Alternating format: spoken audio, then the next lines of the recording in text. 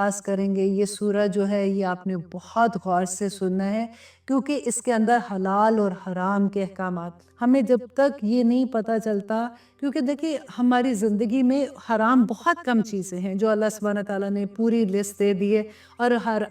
حلال جو چیزیں ہیں وہ ساری کی ساری، باقی جو طیب پاک چیزیں ہیں وہ سب حلال ہیں، لیکن ہمیں اچھے سے اس بات کا پتہ ہونا چاہیے کہ کون سی چیز حرام ہے اور کون سی حلال ہے، وہ اس سورہ میں انشاءاللہ آپ کو پتہ چلے گی۔ سورۃ مائدہ جو ہے یہ مدنی سورہ ہے، اس کو مدنی سورہ اس لیے کہتے ہیں کہ یہ مدینہ میں نازل ہوئی تھی جب نبی صلی اللہ علیہ وسلم ہجرت کر کے مدینہ آئے تھے۔ خواہ اس کے کچھ آیات جو ہیں وہ فتح مکہ کے موقع پہ نازل ہوئی تھی، مدینہ کے باہر جیسے نازل ہوئی ہیں، لیکن کیونکہ یہ ہجرت کے بعد کی آیت ہے تو اس لیے وہ ساری آیات جو ساری سورہ جو کہ ہجرت کے بعد کی ہیں تو ان کو ہم مدنی سورہ کہتے ہیں۔ اب اس کے اندر آپ یہ دیکھیں کہ 18 ایسے فرائض ہیں جو کسی اور دوسری صورت میں نہیں ہیں، اور حضرت عائشہ کہا کرتی تھی کہ اس کے اندر جتنے احکامات ہیں وہ محکم احکامات ہیں، اور اس میں سے کوئی حکم منسوخ نہیں ہوا، کیونکہ یہ آخری سورہ ہے نا، تو اس کے اندر جتنے احکامات بھی ہیں وہ بھی آخری ہیں،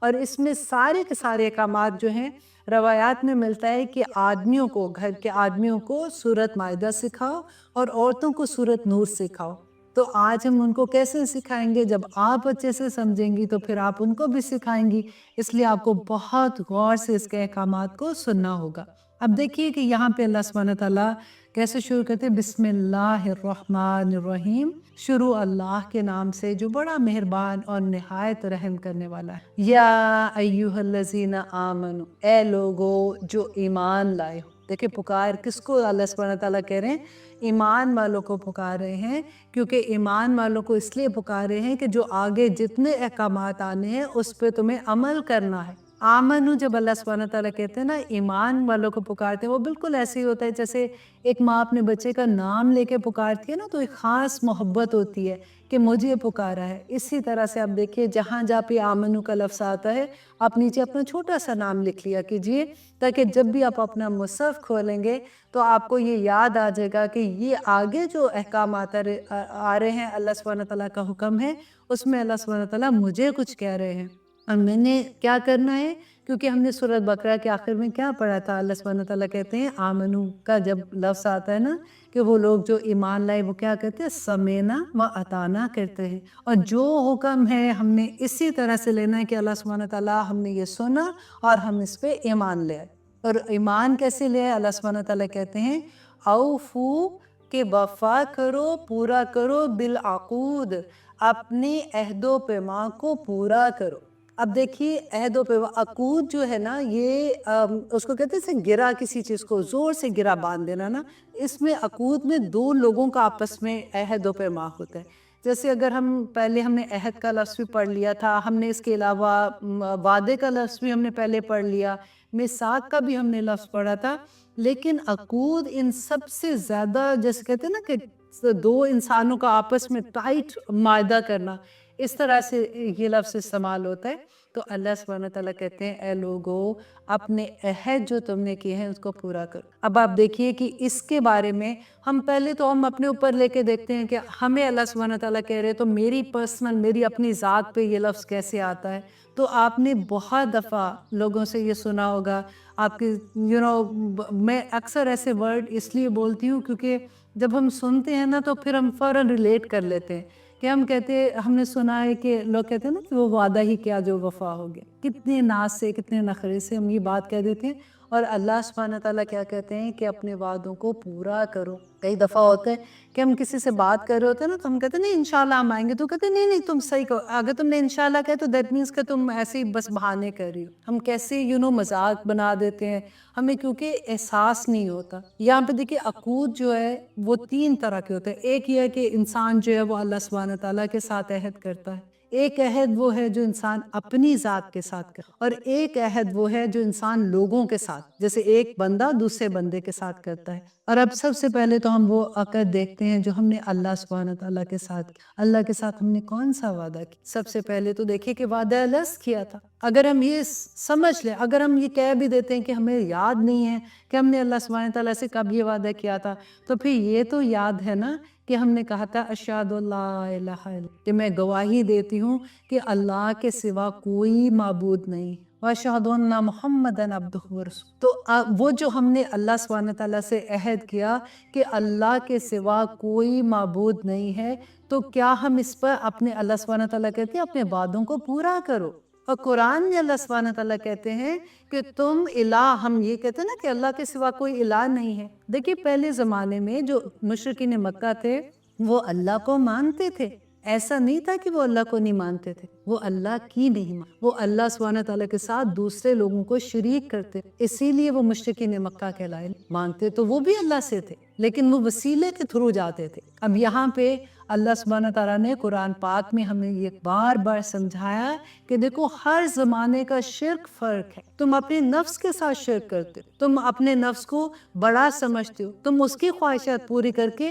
اللہ سبحانہ تعالیٰ کے احکامات کو سائڈ پہ کر دیتے ہو۔ اوفو بالعقود، اپنے عہدوں کو جو تم نے اللہ سبحانہ تعالیٰ سے کیے ہیں ان کو پورا بھی کرو۔ وہی آیت آپ کو یاد ہے کہ اللہ سبحانہ تعالیٰ نے کہا تھا کہ یا ایھا الذین آمنوا آمنوا، اے لوگو جو ایمان لائے ہو اب ایمان لے بھی آؤ۔ تو اللہ سبحانہ تعالیٰ اپنا عہد یاد کراتے ہیں۔ اس کے بعد اگر دیکھیے کہ دوسرا عہد کون سا ہوتا ہے جو انسان اپنے نفس کے ساتھ کرے، اپنے نفس کے ساتھ ہم کون سا عہد کرتے ہیں کہ ہم جیسے کبھی بھی جیسے ہماری زندگی میں قرآن کھلا، ہم نے جب پڑھا کہ اللہ سبحانہ تعالیٰ کو یہ چیز پسند نہیں ہے، اللہ سبحانہ تعالیٰ نے تو اس چیز سے منع کیا ہے، ہمیں تو پتہ ہی نہیں تھا کہ یہ چیز کا اتنا بڑا گناہ ہے۔ فار ایگزامپل کسی کو چغلی لگا دینا، ہم تو سوچتے یہ دکھ سکھ کر رہے تھے، ہم نے تو اس پہ سوچا بھی نہیں کہ ہم چغلی کے لیول پہ بات کر رہے ہیں۔ تو پھر ہم اپنے آپ سے عہد کرتے ہیں نا کہ آج کے بعد ہم کبھی ایسا کام نہیں کریں گے، ہم نے کوئی ایسی بات نہیں کرنی۔ پھر کیا ہوتا ہے، پھر ہم اپنے فرینڈس کی طرف جاتے ہیں، تھوڑی دیر کے بعد جب سارے لوگ چلے جاتے ہیں، جب ہم کلوز فرینڈس بیٹھتے ہیں،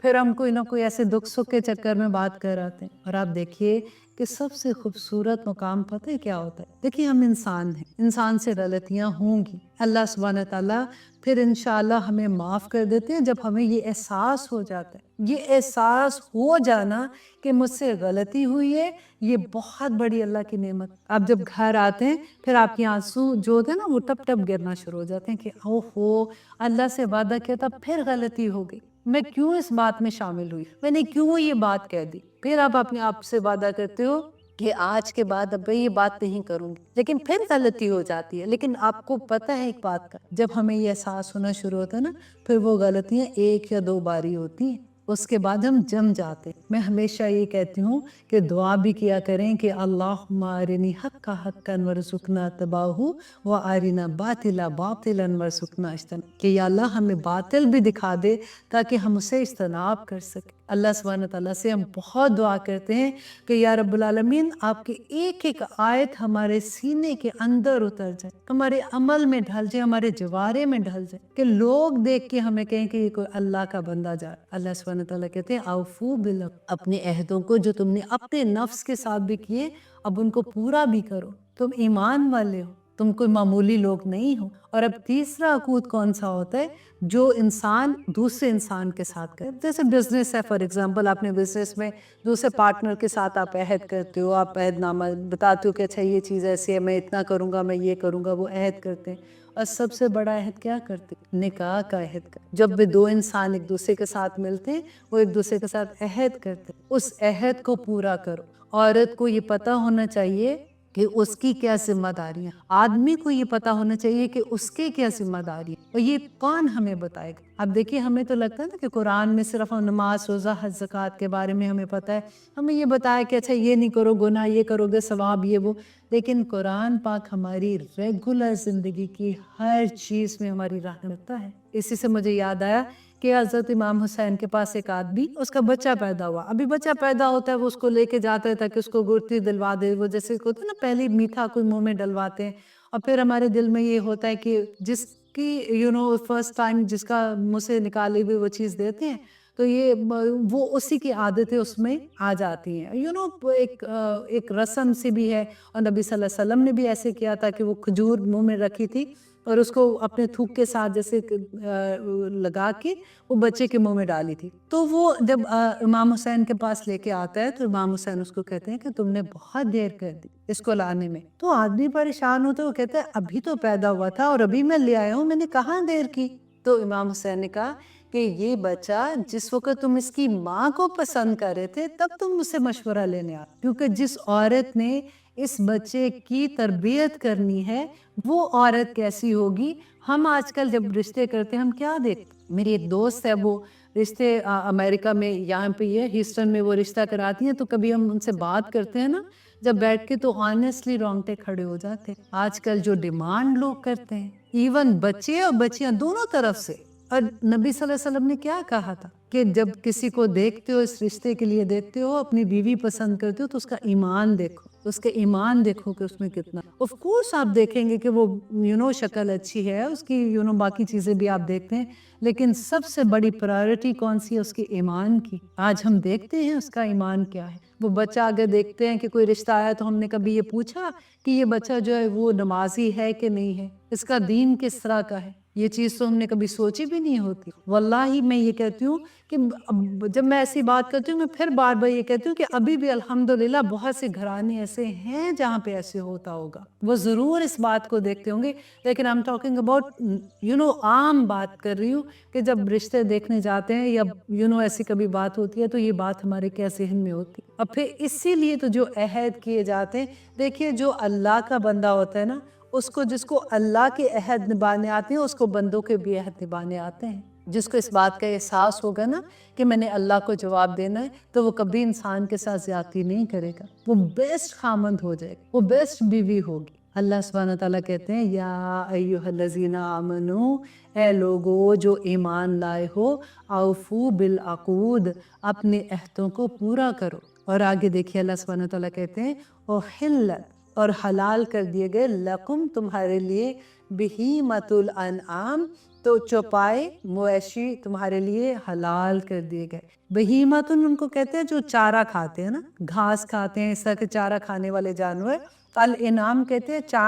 چار جن کے پاؤں ہوتے ہیں نا، چار پائے والے جانور. اور یہاں پہ اللہ سبحانہ تعالیٰ کہتے ہیں کہ وہ تمام جانور چوپائے تمہارے لیے بہیمۃ الانعام تمہارے لیے حلال کر دیے گئے، الا مگر ما یتلا علیکم، جو پڑھا جائیں گے تم پر، غیر محلی، نہ حلال کرنے والے ہو، الصیدہ، شکار کو، وانتم حرم، جبکہ تم احرام کی حالت میں. اب اللہ سبحانہ تعالیٰ آگے جو ایک پوری لسٹ بتائیں گے. دیکھیے حرام کی لسٹ بہت تھوڑی ہے، حلال کی لسٹ بہت لمبی ہے، وہ اسی لیے اللہ سبحانہ تعالیٰ نے کہا تمام طیب چیزیں تمہارے لیے پاک ہیں. لیکن حرام کسی چیز کو کرنے کے لیے آپ کو بتانا پڑے گا کہ یہ کہاں آپ نے پڑھا کہ یہ حرام ہے یہ حلال، کیونکہ یہاں پہ اللہ سبحانہ تعالیٰ آگے اس کے بارے میں کہیں گے کہ کوئی چیز اگر میں نے حرام نہیں کی تو تم اس کو حرام کیسے کر سکتے. اور یہاں پہ اللہ سبحانہ تعالیٰ کہتے ہیں کہ جو لوگ غیر محلی صیدی وانتم حرم، کہ جب تم احرام کی حالت میں ہوگے تو تب تم نے شکار نہیں کرنا، وہ تم پہ حرام ہے. نمبر 1 اس میں دیکھیے ایک چیز ہے کہ اللہ سبحانہ تعالیٰ نے کیوں منع کیا. پہلے تو اللہ سبحانہ تعالیٰ نے کہا نا کہ یہ حلال ہے تمہارے لیے، تمام وہ جانور جو چوپائے ہیں اور گھاس کھانے والے بہیمۃ الانعام جو ہے تمہارے لیے حلال ہیں. اور صرف وہی حلال جانور جو ہیں اب تم احرام کی حالت میں تو حرام ہیں. اس لیے کہ جب انسان اللہ کے راستے میں نکلتا ہے، حج اور عمرہ کے لیے نکلتا ہے، تو اللہ سبحانہ تعالیٰ کے لیے خالص ہو کے نکلتا ہے. کیونکہ جب شکار کریں گے تو آپ دیکھیں پھر کیا ہوگا کہ ڈیفینیٹلی ان کو کوئی ایسا اوزار، جیسے اگر ان کو ذبح کرنا ہے تو ان کو چھری چاہیے ہوگی، اس کو مارنے تو نیزہ چاہیے ہوگا، یا پھر جو بھی چیز ان کو چاہیے ہوگی وہ ساتھ لینا پڑے گا. پھر اس کے پیچھے بھاگنا پڑے گا، اس کو شکار کرنا، کتنا ٹائم اس کے اندر لگتا ہے جو شکار کرتے ہیں. آج کل کے زمانے میں تو اس جسٹ فن کے لیے کرتے ہیں نا، ہابی کے لیے کرتے ہیں. اس زمانے میں تو وہ کھانے کے لیے کرتے تھے. تو اس سارا پھر اس کو پکڑیں گے، اس کو ذبح کریں گے، پھر اس کو اس کو کھائیں گے، اس کو سارا کچھ کریں گے. تو اللہ سبحانہ تعالیٰ نے وہ جانور منع کر دیے، کیونکہ اس وقت اللہ سبحانہ تعالیٰ کہتے ہیں تم جس مقصد کے لیے جا رہے ہو فوکس ہو کے اس مقصد کے لیے جاؤ. اور آگے اللہ سبحانہ تعالیٰ کہتے ہیں غیر محلی، نہ حلال سمجھنا صید و شکار کو، انتم حرم، جب تم احرام کی حالت میں ہو. ان اللہ، بے شک اللہ، یحکمو، تمہیں حکم دیتا ہے، فیصلہ کرتا ہے، ما یرید، جو وہ چاہتا ہے. یہ آیت تو آپ بڑی بڑی کر کے لکھ لیں اپنے گھر. کبھی بھی کوئی چیز ایسی ہو نا کہ اکثر ایسا ہوتا نا کہ دماغ میں تو یہ کیوں ایسا کیوں ہوا، تو بس آپ یاد کر لیں کہ اللہ سبحانہ تعالیٰ نے کہا ان اللہ، بے شک اللہ، یحکم،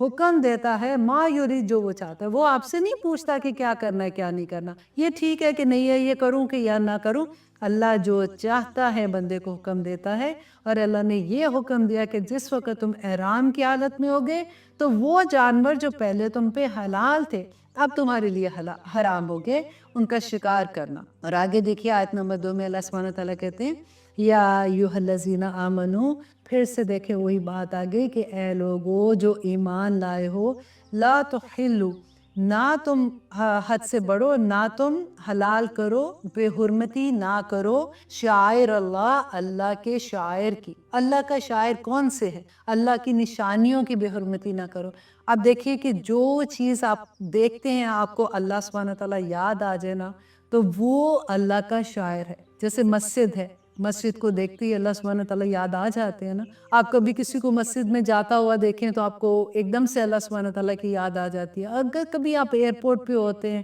आप देखें कि अगर कोई हाजी जैसे होते हैं, पूरा काफिला जा रहा होता है, तो आपको फ़ौरन आपका एकदम से दिल ऐसे हो जाता है कि काश मुझे भी मौका मिले, मैं भी अल्लाह सुब्हानहू तआला के घर जाऊँ। या कभी आपने एयरपोर्ट पे खड़े हुए किसी को आबे ज़मज़म पकड़े हुए देखा होता है, तो फिर भी दिल एकदम से आंखें नम सी हो जाती हैं कि काश मैं भी ऐसी जगह से होके आती। तो ये सारे शायर अल्लाह है। यहाँ पे अल्लाह सुब्हानहू तआला कहते हैं या अय्युहल्लज़ीना आमनू, ए लोगो जो ईमान लाए, ला तुहिल्लु, ना तुम बेहुरमती करो शायर अल्लाह, अल्लाह के शायर की, अल्लाह की निशानियों की, वले शहरुल हराम, और ना महीनों की जो हुर्मत वाले हैं। और या महीने हुर्मत वाले कौन से हो गए? कि देखिए अल्लाह सुब्हानहू तआला ने कुरान पाक में कहा कि जब से ये दुनिया बनाई है अल्लाह सुब्हानहू तआला ने 12 महीने बनाए, और 12 महीने में से 4 महीने हुर्मत वाले महीने। अब कितने अफसोस की बात है कि आज हम मुसलमानों में से अक्सरियत को पता ही नहीं कि वो कौन से 4 महीने हैं जो हुर्मत वाले। आपको पता है मुशरिकीन मक्का, अगर उनके बाप का कातिल भी उनके सामने आ जाता था ना इन महीनों में, तो वो उसको भी कुछ नहीं कहते थे, वो इतना एहतराम करते। उस जमाने में क्या होता था कि काफिले जाते थे, क्योंकि तजारत करते थे ना, तो तजारत का सामान लेके जाते थे, तो अक्सर क्या होता था कि लोग लूट लेते थे काफिलों को, और मार कुटाई हो जाती थी या इस तरह की चीज़ें होती थी। तो फिर क्या होता था कि इन 4 महीनों में वो तजारत के लिए भी निकलते थे। उनको पता होता था कि इन दिनों में कोई किसी को कुछ नहीं करेगा। तो आज हमें पता ही नहीं है कि वो कौन से 4 में। आसानी से याद करने के लिए मैं आपको बता देती हूँ, इंशाल्लाह आपको नहीं भूलेगा। हज का महीना आप दरमियान में रखिए, ज़ुल हज को, और 1 महीना इधर ज़िलक़द, और 1 महीना इधर मुहर्रम का। तो आप देखिए यहाँ पे क्या होता था कि लोग जब हज के लिए निकलते थे तो 1 महीना पहले, क्योंकि लंबे सफ़र ऊँटों पे चलते थे, लंबे सफ़र करने होते थे, तो अल्लाह सुब्हानहू तआला ने वो महीने ही ऐसे रख दिए कि उसमें सारे लोग जो थे वो कोई किसी का काफिला नहीं लूटता था, और वो आराम से जाते थे और आराम से हज करके आ जाते थे। 1 महीना जाने में लगता था, फिर हज किया, फिर वापस अपने घर में आते थे, और वो अमन के साथ ये सारा कुछ कर। और उसके बाद 1 महीना जो रजब का होता था, रजब में यूजुअली लोग जो होते थे वो उम्रा के लिए निकलते। तो अल्लाह सुब्हानहू तआला यहाँ पे कहते हैं कि वो उन महीनों को भी या अय्युहल्लज़ीना आमनू, ए लोगो जो ईमान लाए हो, ना तुम बेहुरमती करो अल्लाह के शायर की, और ना ही हुर्मत वाले महीनों की, वला हदिया, और ना कुर्बानी के जानवरों की तुम बेहुरमती करो। अब हदिया कौन सा था? वो कुर्बानी के जानवर जब वो उम्रा हज के लिए लेके जाते थे ना साथ अपने, तो वो जानवर, मतलब ऐसा नहीं कि तुम रास्ते में उनको पकड़ लो या उनको तकलीफ दो या लूट मार करो, तो ना करो ऐसे। वलल कलाइदी, बला, और ना अल कलाइदा, और ना पटे पे। एक निशानी होती थी जिनके गलों में पटे डाले होते थे, तो वो कुर्बानी के लिए जानवर अल्लाह सुब्हानहू तआला की राह में निकले होते थे। बला, और ना आमीना, और ना ही इरादा करने वालों को, अल बैतल हरामी, जो बैतुल हराम का बैतुल हराम की तरफ सफ़र कर रहे हैं। मतलब वो लोग भी जो बैतुल्लाह की तरफ जा रहे हैं, उनको भी तुम तंग ना करो, उनको भी या अय्युहल्लज़ीना, ना बेहुरमती करो उन लोगों की। यब्तगू, क्यों ना करो? इसलिए कि वो तलाश करने निकले हैं फضलुम मिन रब्बिहिम, अपने रब का फजल तलाश कर, व रिदवाना, और उसकी रजामंदी हासिल करने के लिए निकले हैं। دیکھیے اللہ سبحانہ تعالیٰ کی راہ میں جب کوئی نکلتا ہے تو اللہ سبحانہ تعالیٰ کیسے اس کی حفاظت ہے، نہ صرف وہ انسان بلکہ وہ جو جانور ان کے ساتھ نکلے ہیں، اللہ سبحانہ تعالیٰ ان کے بھی بارے میں کہہ رہے ہیں کہ وہ نہ کرنا، ایسے ان کی بے حرمتی نہ کرنا۔ اب دیکھیے شاعر اللہ، جیسے آپ لوگ جو بھی حج عمرے کے لیے گئے ہیں، بیت اللہ جو ہے وہ شاعر اللہ میں آتا ہے، جو کنکریاں مارنا ہے وہ شاعر اللہ میں ہے، صفا مروہ کے درمیان جو صحیح کرتے ہیں وہ شاعر اللہ میں ہے، تو حج سارے کا سارا شاعر اللہ میں آتا ہے نا، تو اس کی بے حرمتی کیا مطلب؟ ایک تو ہم جاتے ہیں نا وہاں پہ تو ڈیفینیٹلی حج کرتے ہیں، تو مینس کہ ایسی کوئی چیز نہ کرنا، مطلب وہاں جا کے آپ سوچو کہ نہیں یہ تو اس کا پارٹ اتنا امپورٹنٹ نہیں ہے، میں نہیں کرتا، نہیں میں تو یہ نبی صلی اللہ علیہ وسلم نے تو ہم ایسے کہا تھا، لیکن میرا خیال ہے کہ یہ اتنا امپورٹنٹ نہیں ہے کہ جو اللہ کے شاعر ہیں وہاں پہ جس طرح سے نبی صلی اللہ علیہ وسلم نے حج اور عمرے کے بارے میں بتایا ایگزیکٹلی ویسے ہی کرنا۔ اور اب دیکھیے کہ وہاں پہ کیا تھا، نبی صلی اللہ علیہ وسلم نے کیا کہا تھا کہ جب ہم حجر اسود کو چومتے ہیں تو اگر آپ لوگ وہاں پہ گئے آپ دیکھیں کہ وہاں پہ کیا حال ہوتا ہے، تو نبی صلی اللہ علیہ وسلم نے کیا کہا تھا کہ عورتوں کے لیے خاص طور پہ کہ اگر جب رش ہوتا ہے تو وہ دور سے ہاتھ ایسے کر کے تو ایسے کر دیتے ہیں تو وہ ہو جاتا ہے، اس کو بوسہ ہو جاتا ہے، لیکن ہم عورتوں کو چین بھی نہیں آتا، ہم کس طرح سے کوشش کرتے ہیں، اور آپ بلیو کریں اس وقت تو لگتا ہے کہ جیسے سانس کسی کا رک جائے گا، اتنا وہاں پہ رش ہوتا ہے اور کس طرح سے مارا ماری ہوتی ہے، اور ہمیں یہ ہوتا ہے کہ نہیں یہ کام ہم نے کر کے اگر نہیں کریں گے ہمارا تو حج اور عمرہ ہی نہیں قبول ہونا، اور کس طرح سے وہاں پہ سارا حال ہوتا ہے۔ تو اللہ سبحانہ تعالیٰ کہتے ہیں کہ نہ بے حرمتی کرو، وہاں پہ جب تم جاتے ہو تم اللہ کا فضل تلاش کرنے کے لیے جاتے ہو اور اللہ کی رحمتیں پانے کے لیے جاتے ہو۔ وَإِذَا حَلَلْتُمْ، اور جب حلال ہو جاؤ تم، مینز احرام کھول دو، فَاسْتَعْدُوا، تو پھر اس کے بعد تم شکار کر سکتے۔ اب یہ نہیں ہے کہ جب احرام کھول لیا تو اس کے بعد یہ کوئی حکم ہے کہ اس کا ایک رکن ہے کہ اس کے بعد تم نے شکار کرنا، یہ نہیں ہے۔ اس کا مطلب یہ ہے کہ جب تم احرام کھول لیتے ہو تو اس کے بعد اگر تم شکار کرنا چاہو گے تو پھر تم شکار کر سکتے۔ آگے اللہ سبحانہ تعالیٰ کہتے ہیں وَلَا يَجْرِمَنَّكُمْ، اور ہرگز نہ يَجْرِمَنَّكُمْ آمادہ کرے تمہیں شنآن، دشمنی قومن کسی قوم کی، ان کے صدوکم، کہ انہوں نے روکا تمہیں، ان المسجد الحرام، مسجد حرام سے، ان کے تعدو، کہ تم ان سے زیادتی کرو۔ اب یہاں پہ جو اللہ سبحانہ تعالیٰ کہہ رہے ہیں کہ تم کسی قوم کے ساتھ زیادتی نہ کرنا، اور اللہ سبحانہ تعالیٰ بتا بھی رہے ہیں کہ ایسا نہ ہو کہ تم دشمنی کرو، کہ انہوں نے اس وقت ہمیں روکا تھا مسجد حرام میں جانے سے تو آج ہم ان سے بدلہ لیتے ہیں، تم ایسے نہیں کرنا۔ اب ہوا کیا تھا یہاں پہ صلح حدیبیہ کے بارے میں، اب میں آپ کو تھوڑا سا ڈیٹیل بتاتی ہوں تاکہ آپ کو یہ یاد رہے۔ یہ اتنی امپورٹنٹ چیزیں ہوتی ہے کہ جب تک کہتے ہیں نا کہ جب تک ہمیں سننا کا علم نہیں ہوتا، ہم نہیں پڑھا ہوتا، تو ہم قرآن کو اس طرح سے سمجھ نہیں سکتے کہ یہ آیت کب، اس کے شان نزول کیا تھا، اس وقت کیا واقعہ ہوا تھا کو اللہ سبحانہ تعالیٰ نے منع کیا، اس وقت کیا ہوا تھا کہ اللہ سبحانہ تعالیٰ نے حکم دیا کہ یہ تم کر سکتے ہو۔ تو جب تک ہم سیرہ نہیں پڑھتے ہمیں ان چیزوں کی سمجھ نہیں آتی، اور آپ بلیو میں جب آپ سیرہ پڑھ لیتے ہو تو قرآن کی اتنی خوبصورتی سے سمجھ آتی ہے کہ پھر آپ اس کو واقعی انجوائے کرتے ہیں۔ اب یہاں پہ کیا ہوا تھا کہ نبی صلی اللہ علیہ وسلم نے، کیونکہ جب مدینہ ہجرت کر کے آتے ہیں تو اس کے بعد تو مکہ گئے نہیں واپس، نہ حج کیا نہ عمرہ کیا تھا، اور آپ کو پتہ ہے نا کہ جو کفار مکہ تھے، جو مشرکین مکہ تھے، وہ حج اور عمرہ تو کرتے تھے، وہ اللہ سبحانہ تعالیٰ کو اللہ تو مانتے تھے نا، وہ 7 بتوں کے ساتھ وہ شرک کرتے تھے، لیکن وہ حج اور عمرہ کیا کرتے تھے۔ اب یہاں پہ مسلمان پچھلے 6 سال سے نہ مکہ واپس گئے تھے، نہ انہوں نے حج اور عمرہ کیا تھا۔ نبی صلی اللہ علیہ وسلم نے خواب میں دیکھا کہ انہوں نے لوگوں نے احرام باندھے ہوئے ہیں اور وہ سب حج کے لیے جا رہے ہیں۔ اب جب وہ صبح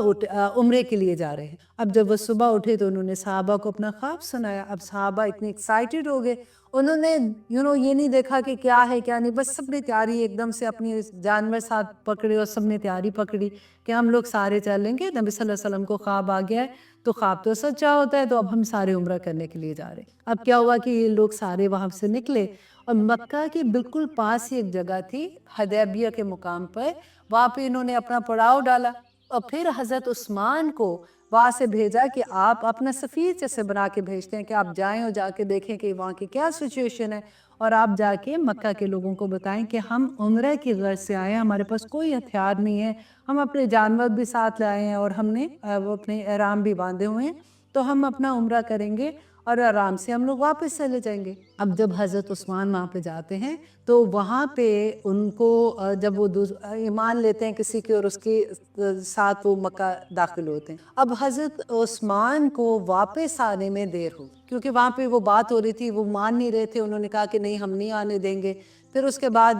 جو بھی سچویشن وہاں پہ ہوتی، اب حضرت عثمان کو جب دیر ہو گئی تو یہاں پہ مسلمانوں نے یہ سوچا کہ شاید حضرت عثمان کو قتل کر دیا گیا، رائٹ، شہید کر دیا گیا۔ اب یہاں پہ ان کو جب یہ ہوا تو اس زمانے میں بھی یہ ہوتا تھا کہ اگر سفیر کو کوئی قتل کر دیتا تھا تو اس کا مطلب یہ ہوتا تھا کہ جنگ، اعلان جنگ ہوتی تھی۔ اب یہاں پہ مسلمانوں کے پاس نہ ہتھیار ہے، نہ ان کی تیاری ہے، نہ کچھ ہے، لیکن آپ ان کی ہمت دیکھیں کہ وہاں پہ انہوں نے بیعت رضوان جس کو کہتے ہیں کہ انہوں نے نبی صلی اللہ علیہ وسلم کے ساتھ ایک درخت کے نیچے یہ عہد لیا تھا کہ ہم حضرت عثمان کا بدلہ لیں گے اور ہم جا کے کفار مکہ سے جنگ کریں گے۔ اب جب انہوں نے یہ عہد لیا تو تھوڑی دیر کے بعد حضرت عثمان واپس آ گئے اور آ کے انہوں نے بتایا کہ اس طرح سے تھا، وہ لوگ نہیں مان رہے تھے اور یہ بات ہے، تو ان کا ایک آدمی جو ہے وہ آیا نبی صلی اللہ علیہ وسلم سے بات کرنے کے لیے، اور بات کیا کی کہ اس سال تم واپس چلے جاؤ، اگلے سال تم جب واپس آؤ گے تو 3 دن تک ہم لوگ پہاڑی پہ چلے جائیں گے، تم لوگ اپنا عمرہ کر کے واپس چلے جانا۔ اور ساتھ اس نے یہ شرائط جو رکھی تھی وہ ساری کی ساری شرائط ایسی تھی جو مسلمانوں کے لیے بہت تکلیف۔ ایک تو یہ تھا کہ اگر کوئی ہمارا بندہ وہاں سے مسلمان ہو کے آپ کے پاس آئے گا تو آپ اس کو واپس لوٹا دیں گے، لیکن آپ کا کوئی بندہ ہمارے پاس واپس آئے گا تو ہم اس کو واپس نہیں لوٹائیں گے۔ اب صحابہ کو بہت غصہ آ رہا تھا، انہوں نے کہا کہ یہ تو ساری شرائط ایسی ہیں کہ ان میں سے کوئی بھی ایسی نہیں ہے جو ہمارے حق میں ہوگی، تو نبی صلی اللہ علیہ وسلم نے ان کو کہا کہ تم خاموش رہو اور let me deal with this thing, اور نبی صلی اللہ علیہ وسلم نے ان کی تمام چیزیں مان لی کہ ٹھیک ہے ہم اس بات پہ عہد معاہدہ کر لیتے ہیں۔ ابھی یہ بات ہی ہو رہی تھی ان کی کہ ایک صحابی جو تھے وہ وہاں سے، ان کا نام تھا ابو جندل، وہ